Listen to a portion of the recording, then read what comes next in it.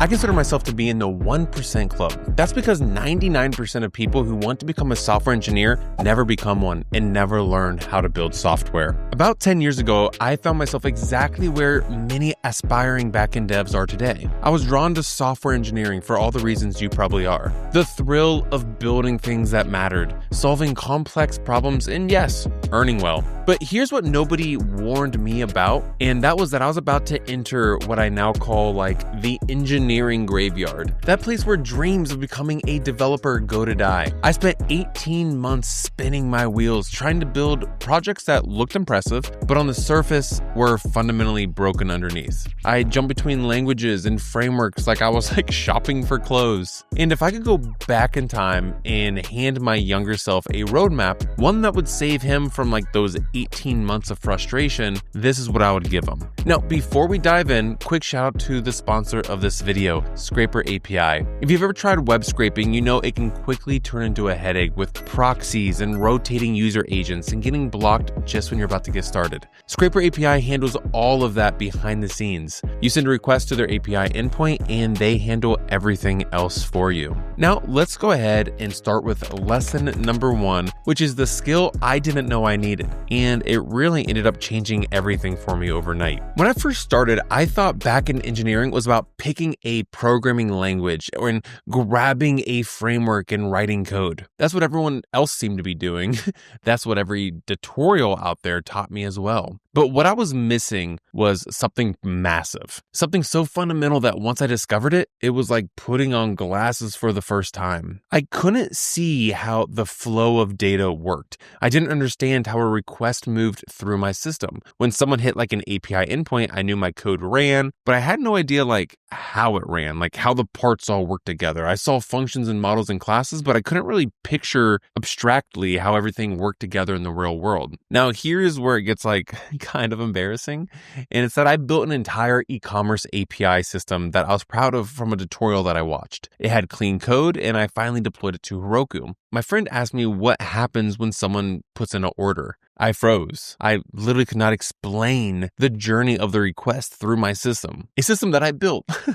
But since I followed a tutorial, I didn't know how to explain what was actually happening because I just blindly typed in the words that they told me to type. So let me paint you a picture of what should have happened and how I could have explained it. When someone clicks buy now on their website, their browser sends an HTTP request to my server. That request contains data like what they want to buy, how many items, and their payment information. My server then receives this request and it needs to do several things first. First, it checks if the user is logged in. Then it validates if the user has permissions to buy the item that they're trying to buy. Next, it checks to see if those items are in stock. And if we do, we need to then calculate the total price with tax and shipping. Then it processes the payment through a service provider like Stripe. Stripe's probably the most popular. And if the payment works, it updates the inventory to remove the items they bought. It creates an order record in the database. Finally, it sends that response back to the browser, which contains everything inside and tells the front end if everything was successful. But I didn't understand any of that flow. I just knew that I had a function called create order, and somehow it worked sometimes. But what I was missing was actually knowing what the system architecture was doing, not just the code. I really needed to learn how systems were built, not just the syntax. Once I learned to kind of think in terms of data flows and system architectures, not just code syntax, my skills really started to level up exponentially.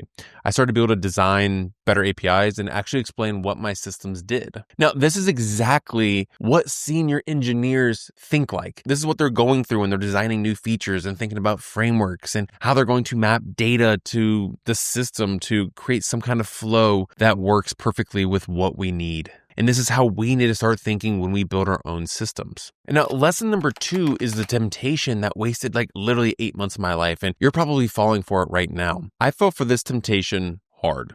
And chances are you're falling for it right now. I thought mastering a framework would be my key to breaking into software. So I dove into Java and Spring Boot. I memorized pretty much every annotation. I tried to deal with every configuration option, every design pattern. I built project after project in Spring Boot thinking that I was becoming an expert in it, but then I discovered Django. This is it, I said. I'm going to abandon all the time I spent on Spring Boot and just dive into Django, which is a Python framework. Then like a month passed and I dove into Node.js and Express. Then I switched to iOS because mobile was the future. Then I switched back to Python because AI is now taking over. I did this probably for 8 months, what I'm calling framework hopping. If I could learn this one new framework, I'll be able to get a job for it. But here's what I wish someone had told me, and that's frameworks are just fancy wrappers for the same fundamentals. They're simply tools that come and go, but the fundamentals that you need to learn, they never change. So let me break down what I mean by this. So every web framework, whether it's Django or Spring Boot, does the same basic things. They handle HTTP requests and responses. They connect to databases. They handle the authentication and or authorization. And even after I spent the time learning those frameworks, after 8 months, I didn't even understand how an HTTP request really worked before I tried to build serious applications. I couldn't explain the difference between authentication and authorization. I thought they were like the same word.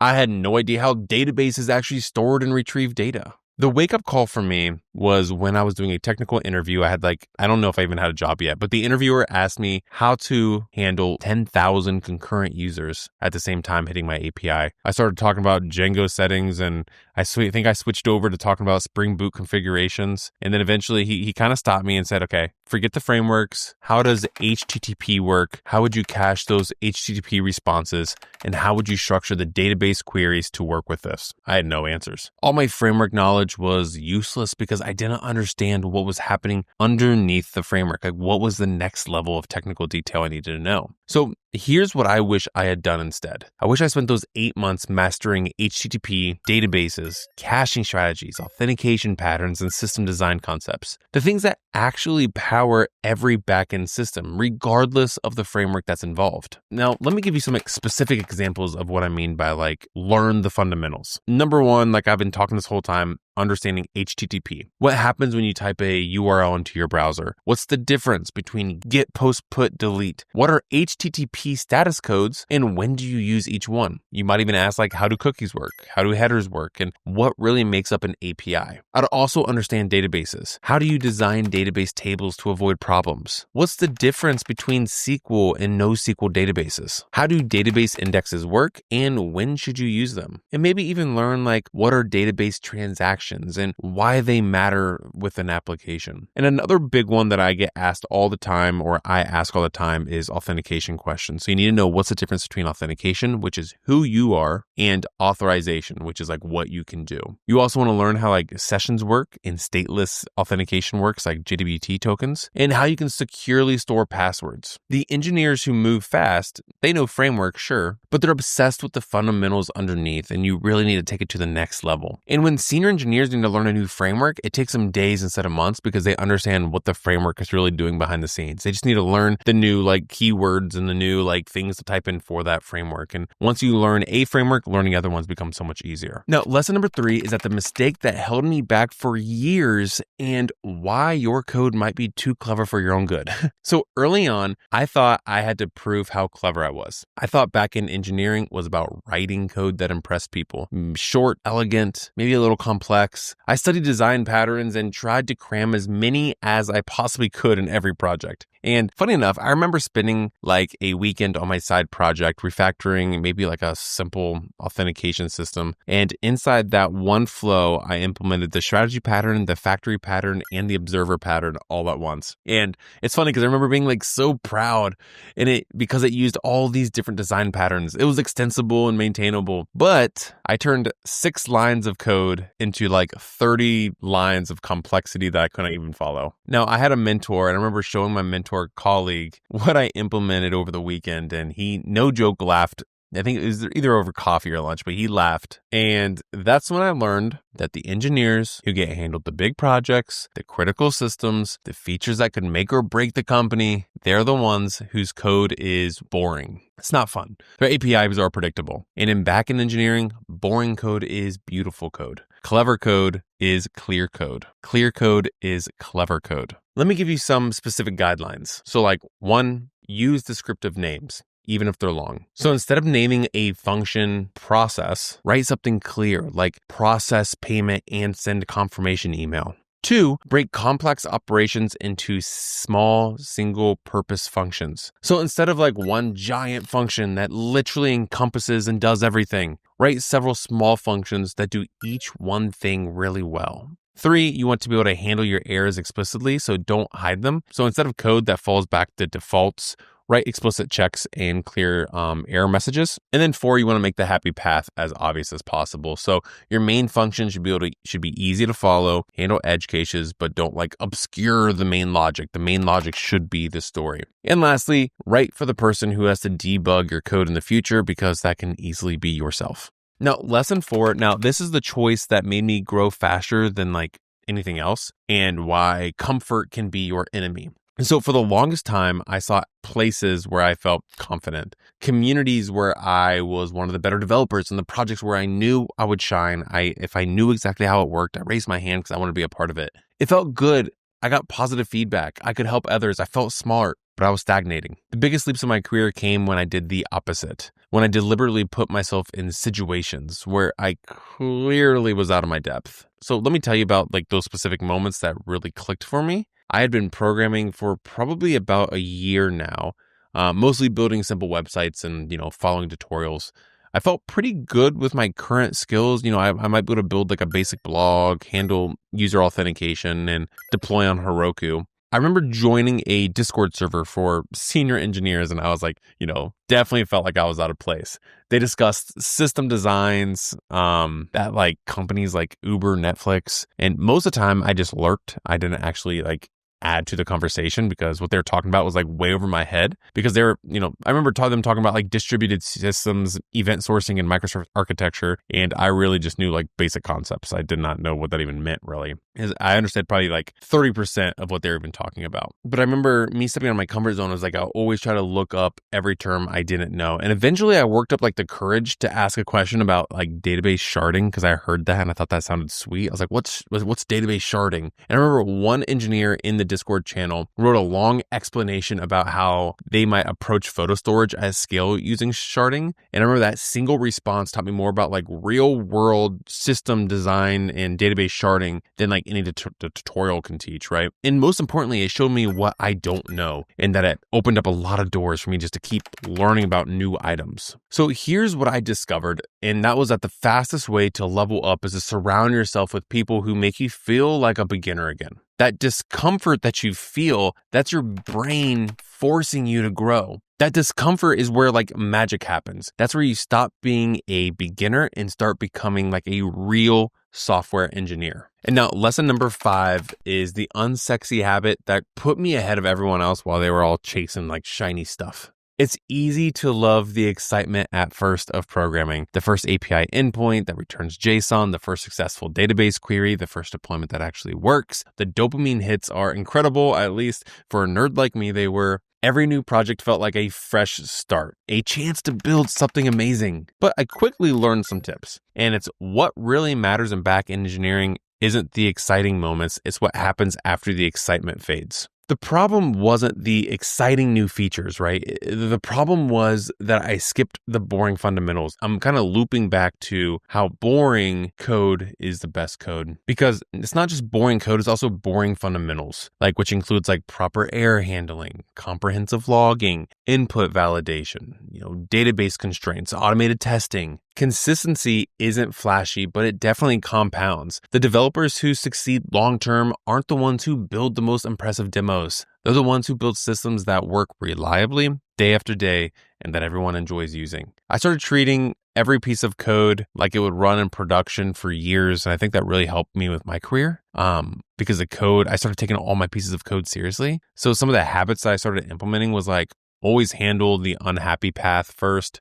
For every feature you build, spend as much time thinking about like what can go wrong, as much time as like what can go right.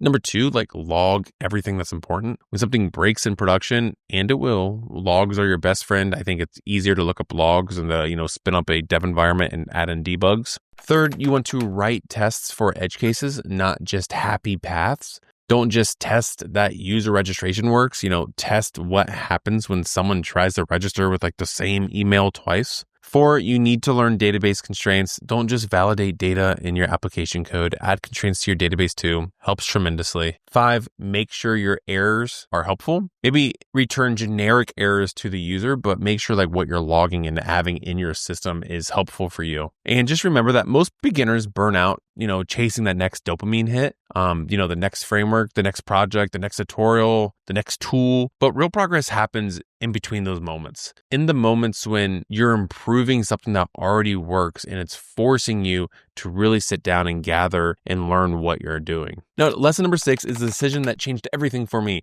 and why depth beats breadth every single time. At one point, I had to face a harsh reality. I knew a little bit about everything and not enough about anything. I'd spent 2 years now probably jumping between languages and frameworks like what the heck is Docker, what's Kubernetes, Kafka, so much stuff. Now, fast forward to another interview. I had an interview for a Python backend role. The interviewer asked me about Python's global interpreter lock, which is also known as like the GIL, and how it affects concurrent programming. Man, I gave a surface level answer that had probably nothing to do with GIL. The interviewer knew I did not know what I was talking about. So I got ghosted. I didn't get an email.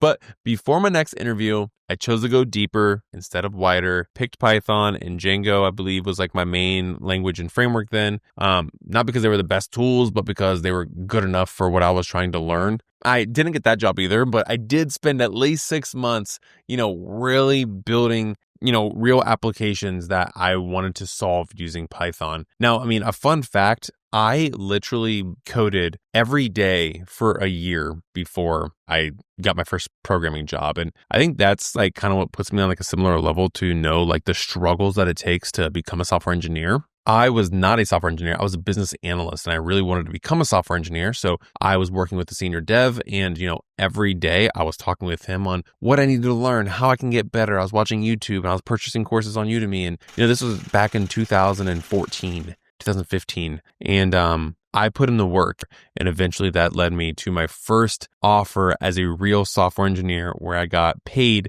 to be a software engineer. And it was such a beautiful feeling when that happened because I wanted it so bad. So I recommend just sticking with like one language and one framework and go deep with them. I think it helps with the interviews. I think it helps with confidence. And the funny part is once you go deep in one stack, picking up others gets like way easier. The fundamentals translate between programming languages and frameworks. Yeah, they might work a little bit different, but overall, they essentially do the same thing. Going deep in a language doesn't limit your career. I believe it accelerates it. The developer who mastered one stack thoroughly will always have more advantage over someone else that knows like multiple stacks because like they can pick up on the other stacks quickly and easily because they're so familiar in one of them. So this brings me to like, what's the real secret? So looking back, getting ahead of 99% of people trying to break into backend engineering isn't about being a genius, being smarter than everybody. It's not about finding the perfect course. It's not about luck or connections, whether, all of those combined can definitely help, but it's really about understanding what actually matters and having the discipline to focus on those things while everyone else is distracted by shiny objects, tools, and frameworks. The 99% are looking for easy, while the 1% is committed to really growing and diving in. Hope you enjoyed the video and I'll see you in the next.